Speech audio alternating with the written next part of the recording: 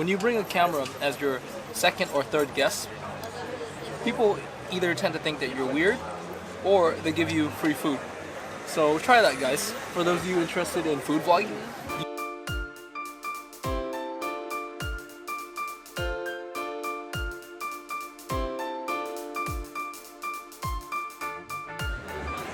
Like it? I had it before. Yeah. It's very Berlin. It's very Berlin, right? It's very German, right? Yeah, it's very German. It's Yeah. mate, yeah. For those of you who don't know, Dewey is from Northern California. However, you've been to Berlin for over a year now, correct? Yep. So there's something. I mean, you're a very unusual case because not a lot of Americans come to Europe to work. No. No. Why not? So I think what I was looking for when I graduated university was something a bit more. I wanted to get out of the town I was staying in. It was just too suburban. It was too boring. I wanted something more exciting, and I just happened to know someone who was looking for somebody, and I had nothing to lose. So I was like, And everything to gain. I talked to a few people. It was not an easy decision. I had to ask quite a bit of people, and I had to thank. I mean, a few people. Most of them are a lot older than me. They're like dads and my former manager. And they said, "Hey, you're young. You have nothing to lose, and just travel the world. Do it before you're locked down and have to have family." Yeah, like me, this old guy right here. What kind of advice would you give? Somebody like a Vietnamese person or a Viet Vietnamese, or anybody from, let's say, a Cali boy, Oh, okay, all right. A Cali boy. I'm not a typical Cali boy, definitely. I gotta say though, if you're Vietnamese, and for me, it's I don't know, if you want to.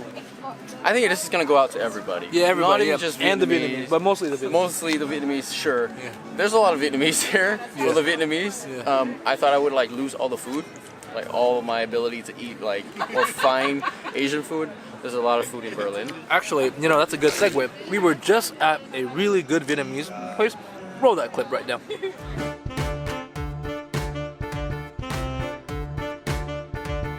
The artwork is amazing. The artwork is pretty awesome. You got pho, of course. Desserts, hot pot. They got a hot pot. They got everything. Nice. Saigon Crush, cocktail. This is probably the most authentic Vietnamese restaurant I've seen. Even in America. Especially in America. I mean, look at the umbrella, guy. This is straight up from Vietnam, Tiger beer. Right, and then look at this this thing right here. Look. Yeah, that. Straight up, dude. Straight up. Except, actually, this is too high quality. Pork's too high quality, but still close. Straight up from Vietnam.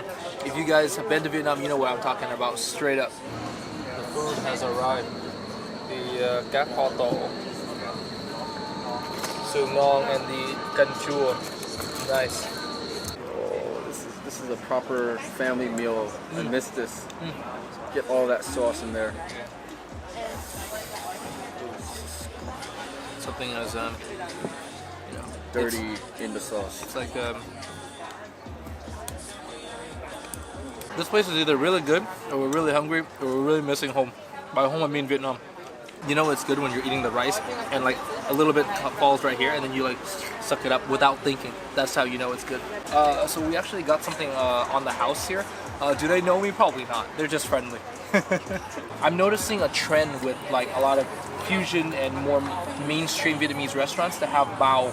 It's kind of like the bánh bao bread with some kind of meat, and they make it into a sandwich, which is kind of like a hamburger. So think of it as a Vietnamese hamburger with a twist. Oh. It's actually very juicy. And we are back. Right. So what else besides food is good for for the Vits here? Traveling. Well, I'm from the south, but I speak the northern accent, and for me, I was like, I'm gonna probably just meet a Vietnamese girl in California, southern Vietnamese girl. But here, it's a whole diaspora of northern Vietnamese. So I mean, it works nice, I get to speak the northern dialect here. So there's a lot of Vietnamese, community people. I don't know. I don't know what to say. What's the biggest challenge about being an American in Europe? Because I want to be an American in Europe. What's the biggest challenge? Actually, they have nothing to do with Vietnamese or American, or like, okay, mostly if you're talking about Americans, the hardest part about being American in Europe is to unjudge yourself. This is quite deep, but being American, I think when I first came here, I was quite reserved. As in, like, I was pretty scared to open up myself because, I mean, at least in California, it's very strict. It's sort of like this unspoken rule about like certain way you talk, certain way you dress, certain way you think. But when I came here, I was challenged. I was challenged to not do that, to not judge other people or myself, like me judging myself, and to like open up and just be free. I think sometimes, like, not just in California, but like where you're used to, like your home base, you tend to have like a certain group of friends, a certain mindset, and the California way tends to be quite judgy based off of appearance and things you own, what school you went to, certain things like that.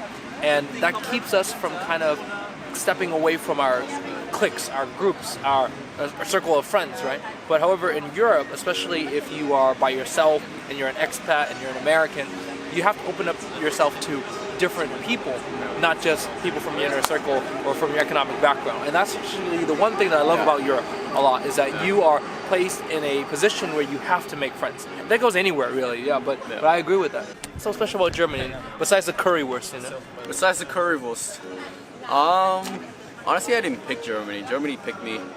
What I really like about Germans, their honesty. I think in general with the Europeans, they are very honest, but especially with the Germans, they're very honest. They're very forward. Maybe they're very too honest. Forward. They're right in the face with you.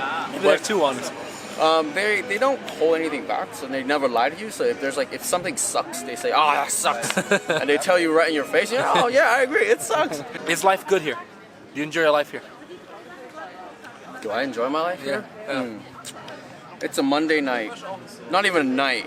Yeah, it's like 8 o'clock. It's 8:30, and the sun's still bright. It's not too cold, not too hot. Music is playing. I have a beer in my hand. I can walk around the street, just drink and relax, and not have to think about a damn thing. And there's blueberries. And there are blueberries. So is life good here? It depends on your definition of good, but for me, hell to the... This would be a Monday after work, really? It could be, yeah. This could be a Monday after work. Like, look at this. So what I would do with my friends is like, hey, you want to meet up? Let's just grab a beer or like grab some drinks. I mean, some berries, beer. some blueberries. Some blueberries, or we go eat, and then you just go to the rivers. Right, and that's European. That's life in Europe, huh? That's life in Berlin. Yeah, life like in Berlin, you just look. I'm just carrying a beer. On a Monday. On a Monday. On a Monday too. Yeah, Monday, Tuesday, Wednesday, doesn't matter. Right. As long as I'm feeling it. Yeah. It does not matter which day it is. Right. Just get out of work and go hang out. Especially it's summer. Why the heck are you home in the summer? Yeah, exactly. Because there's no air conditioning here. That's why. There's that, and also it gets dark around 10 p.m. Right. It's too much sun to miss. Sure, right. And then winter hits, and there's nothing to do. Right, so you better stay home. Yeah, get out now. Get out of the house. Yeah, true. Leave the house. True.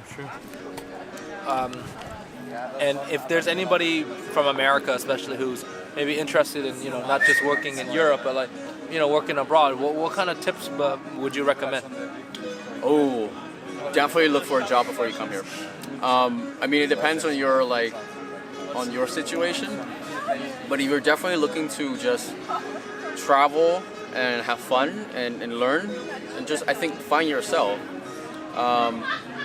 I would say safest to look for a job here first, and then it's quite simple to get in. I mean, for me it wasn't simple because I had a degree that everyone wanted, so it was easy to get in.